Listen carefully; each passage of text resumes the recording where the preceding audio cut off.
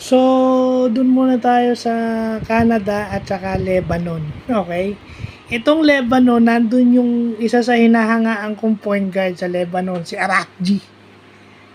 Pero parang hindi umubra itong si Arakji. Ang ganda ng laro ng Canada, grabe. 73 to 100. So, ibig sabihin talagang maganda yung nilalaro ng Canada. Isipin mo, kalahati ata ng player nila o yung nasa lineup nila is NBA player. Pero ang kagandahan doon, ball movement.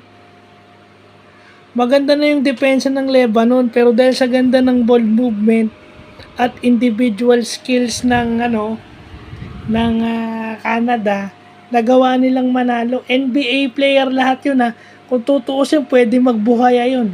Pwede maging buhaya. Pwede magbakaw yun kasi NBA player sila lahat eh. Including Kelly Olynyk. Pero ang ganda na napanood ko yun sa TV, maganda yung laro ng Canada. Yun yung magandang laro na ipapakita. Siguro, aside from Spain and USA, ito yung magandang panoorin. No? Aside from the European teams, etong Canada ang isa sa magandang panoorin sa ngayon kasi makikita mo yung skills nila nung player sa lumalabas at saka yung sistema nila. At saka lahat nanunupalpal. Walang tinatamad kahit sa depensa. So, yun lang po.